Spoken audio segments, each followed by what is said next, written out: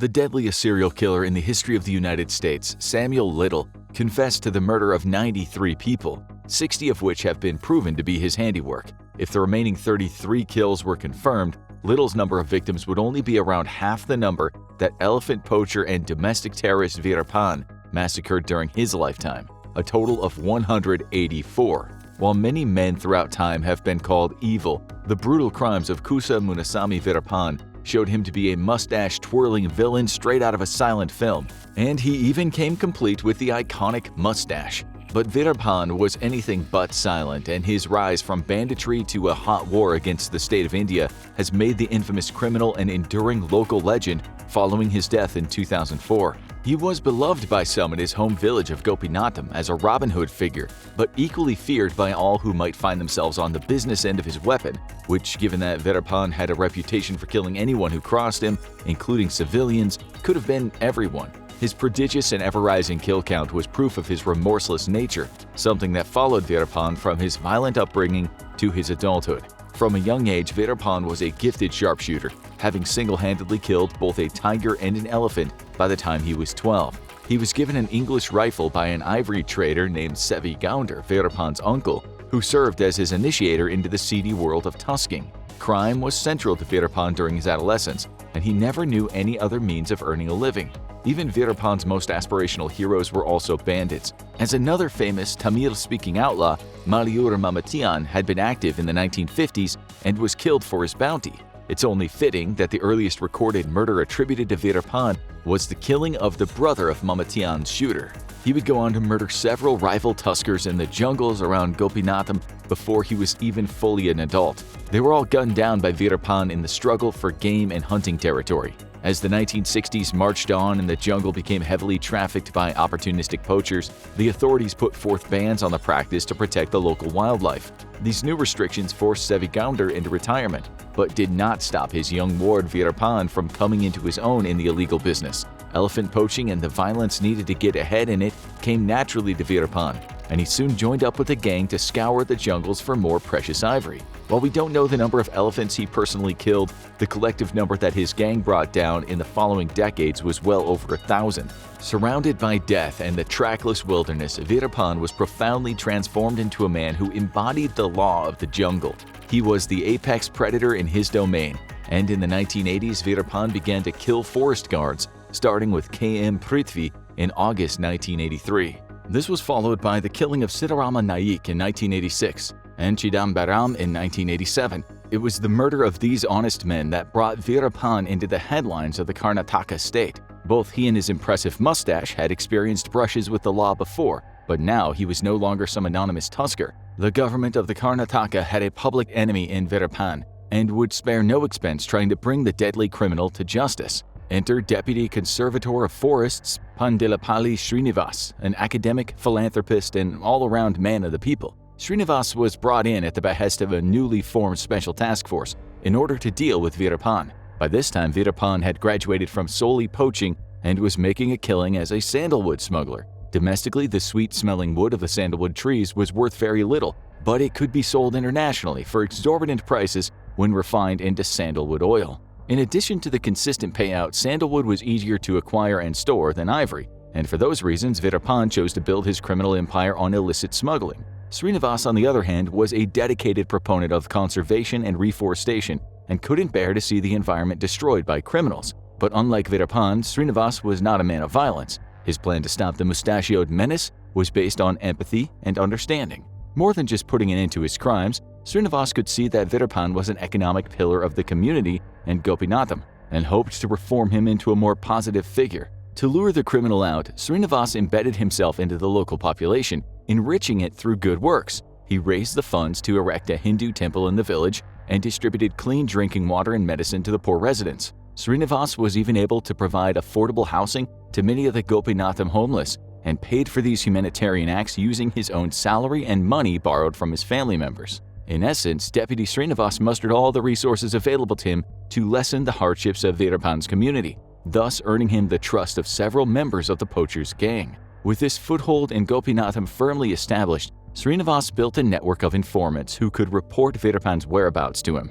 There was a great deal of skepticism from the rest of the police force directed at Srinivas and his peaceful methods, as the bandits' vicious streak of crimes continued even while Gopinatham was receiving relief. According to the testimony of Veerappan's wife, Muthulakshmi, her husband had great contempt for Srinivas during the time. The deputy's charitable actions were starting to turn the people of Gopinatham against the poacher, and that could not be tolerated. Veerappan's response was barbaric yet effective. He put the informers to death and displayed their heads to the town as an example of what would happen to those who were disloyal to him. He also fought back against Srinivas's attempts to win the hearts of the other villagers by letting part of his own wealth flow freely into Gopinatham. It seemed the ongoing clash between Veerappan and Srinivas was becoming more than a battle of men. It was a test to see which of their moral philosophies was more enduring. Would the slipshod double-dealing of criminality be overcome by the ideals of civic virtue? Or would justice once again meet its limits in pursuit of an uncatchable monster? And as it so often happens, history would provide us an answer to these questions. One as bleak as the knowledge that this next act of terror was only the beginning for Veerappan. However it happened, the situation turned from cat and mouse to something more personal. Srinivas was suspected of having an affair with Veerappan's own sister, Mari, a rumor that was believed to have been started among those members of the police who were embittered by Srinivas's hands-off approach. Veerappan was furious that his own family could be romantically involved with his sworn enemy, and he persuaded his sister to cut things short immediately if the rumors were true. When the pressure from all sides of the gossip became too much for Mari, her passage from this life was abrupt and tragic. Soon, all eyes were on Srinivas, and his credibility and position were challenged by this alleged relationship gone fatal. He agreed to meet with Veerappan alone in an effort to reconcile the bad blood between them, unknowingly leading himself to his own untimely demise. His penultimate communication leading up to this meeting was, "We're hoping for the best. God will help us." But if God was watching on that day of November 10, 1991, he was not on Srinivas's side. When Veerappan confronted Srinivas, he flew into a rage and shot the other man in order to avenge his sister. He then proceeded to behead Srinivas and bury his body to make an example of him. In an exclusive 1993 interview with India Today, the notorious criminal described the incident himself in gruesome detail. "My blood was boiling. I was waiting for the time I could tear his chest open and see the blood gushing forth. I took out my gun and before he knew what was happening, shot him. I then cut off his head and began hacking off his hands. These were the very hands that wanted to turn machine guns on me. I then kept his head as a souvenir." A collective shudder ran throughout the village of Gopinatham and then reverberated through all of the Karnataka state. The death of Srinivas signaled the death of diplomacy with Veerappan. He was more feared than ever, and it became apparent that the Special Task Force would need to utilize different tactics to nab the bandit. Veerappan, for his part, was on a warpath now. He would kill any man who tried to come for him, whether they were a forest guard, police, or even civilian. In 1992, during one particularly brazen maneuver, Veerappan and a few members of his gang walked straight into a police station in Ramapura, Karnataka, and murdered 5 officers while stealing guns and ammunition. Then, he disappeared back into the jungle as he always had. The Special Task Force didn't take this lying down and retaliated by killing 2 of Veerappan's gang members, but they still couldn't catch the man himself, heightening the tension of the situation even further. One chief of police, Mr. T. Hari Krishna, went so far as to say the police would take Veerappan's body on procession through Bangalore. Hari Krishna was known as a daring and confident leader, despite his explosive temper. The police chief was still no match for Veerappan, who on August 14, 1992 set an ambush for him and his fellow officers on a hairpin turn near Minyam, Karnataka.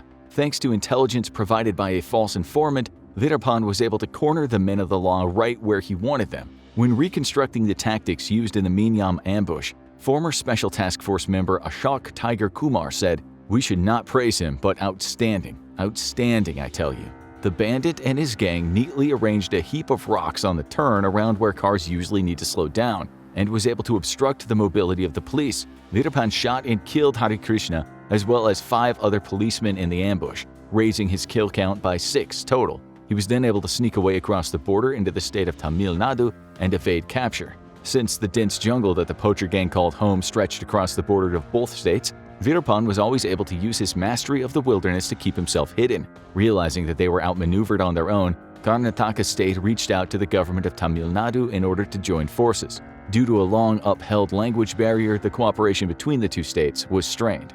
Veerappan was able to use this to his advantage when he clashed with Karnataka Border Patrol throughout 1993, killing roughly 20 more trained personnel. Since he was a Tamil speaker himself, Tamil Nadu had been the best state for Veerappan to hide out in from the authorities for many years. But this was all about to change, as Veerappan would face his most challenging opponent yet. A Tamil Nadu officer by the name of Gopal Krishnan, also known by the nickname Rambo, after the Sylvester Stallone character, Rambo could not have been farther from Srinivas in terms of his approach and demeanor. He was a man of action who had a reputation for police violence, and his draconian methods only became more extreme during his time in pursuit of Veerappan. Rambo knew the only way to catch Veerappan was to become one with the jungle itself. He had his men spend days and nights training deep in the wilderness, and he did the same.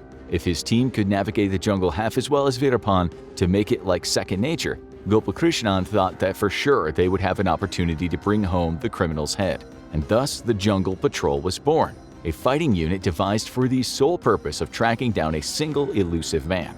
Veerappan was well aware that Rambo's unit was itching to capture him, so he goaded the Tamil Nadu police forth with a giant banner that read, "Face me if you have the guts." Gopalakrishnan was more than willing to rise to the challenge and very nearly captured Veerappan and his gang in an encounter on January 25, 1993. The police had greater numbers and superior weapons, so rather than turn the situation into a full-blown shootout, Veerappan ran for the hills. The firing from the police side claimed the life of Anthony Raj, a high-ranking member of the Veerappan gang. As always, Veerappan plotted revenge against the men who were out to kill him. While he was braggadocious, the killer was anything but reckless or foolhardy. If his enemies couldn't be overcome through his typical brand of guerrilla warfare, he would have to up the ante.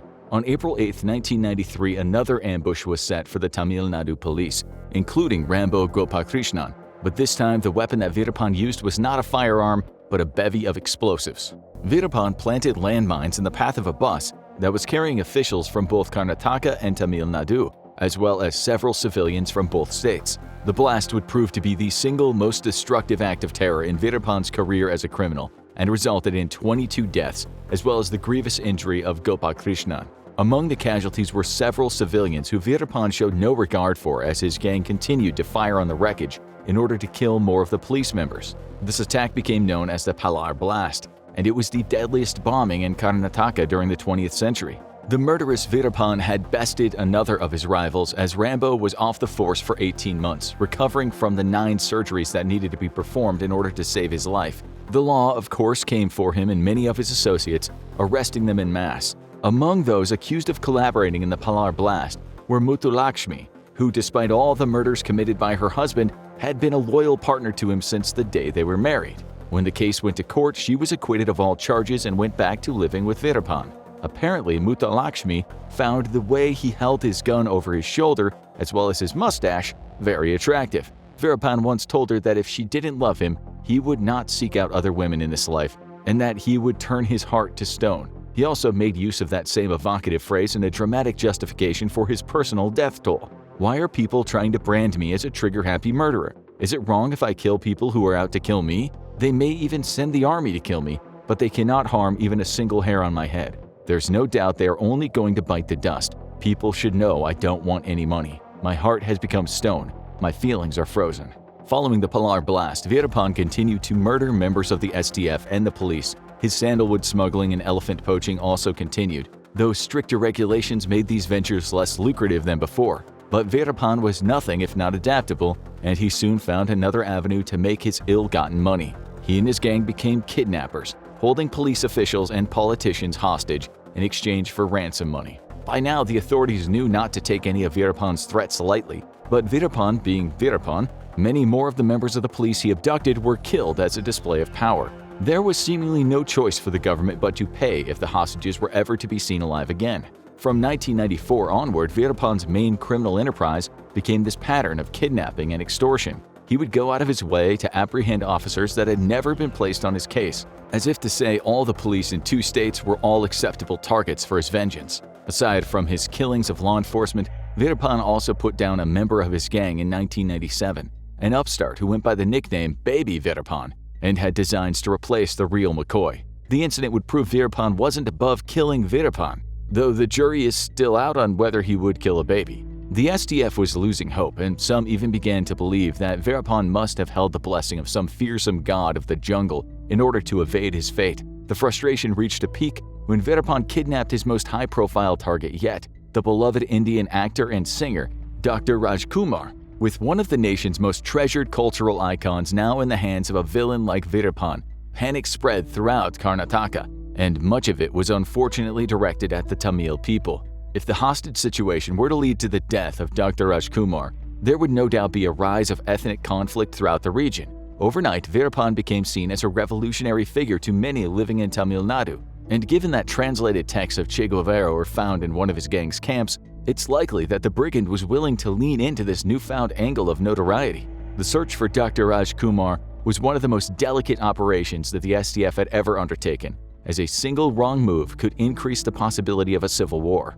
After 108 days of chaos and apprehension, Dr. Rajkumar was secured and returned to freedom with no harm done to him. On November 15, 2000, Veerappan was not found, and although the true facts of the matter are shrouded in mystery, it is widely believed that the ransom demanded for Dr. Rajkumar's return was paid in full. Veerappan's next abduction target was not as lucky. 2 years later, the criminal snatched the former minister of Karnataka, Nagappa, and in doing so drew the full wrath of the Tamil Nadu and the Karnataka Special Task Forces. When Nagappa was found, his lifeless body was in the forest of Karnataka, with a Tamil Nadu police rifle round in his body. The bounty on Veerappan's head was raised following the incident, but the authorities were no closer to catching the man. With so much blood and death in the wake of this criminal, it must have been easy to imagine that relief from Veerappan would never come. The Joint Special Task Force was not deterred, and in 2004 Operation Cocoon was launched as a decisive push to capture the sandalwood smuggler. Learning from past mistakes, the STF made sure the encounter would not take place on Veerappan's terms. If he took the fight to the forest or had a chance to set an ambush, their efforts would not go to waste. They opted instead for total control of information from within Veerappan's support network, with the ultimate goal of luring him out of the wilderness for a fight he couldn't escape. Over the course of 10 months, officers infiltrated villages within the criminal's active territory, posing as workers and civilians. It was a large-scale operation that required total secrecy, but through their efforts, the STF discovered that Veerappan only had 4 remaining members of his gang. Armed with working knowledge of where Veerappan was headed next, a few of the undercover Special Task Force members lured him into an ambulance that would supposedly take him to a hospital where he would receive treatment for an eye condition. Ironically, the ambulance itself would become his place of death, as the vehicle was soon surrounded by armed STF personnel. The ambusher had become the ambushee, and soon a deadly firefight rang out through the night.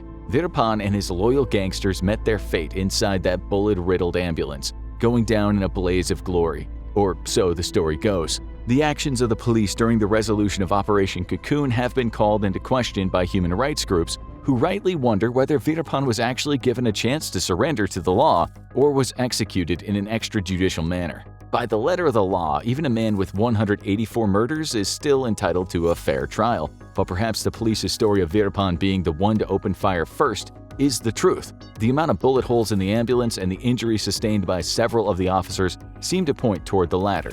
Regardless of how it happened, Veerappan was dead, and the Tamil Nadu police celebrated the incredible success of Operation Cocoon. And Gopinatham fireworks were set off the same night that the news reported the death of their local criminal leader.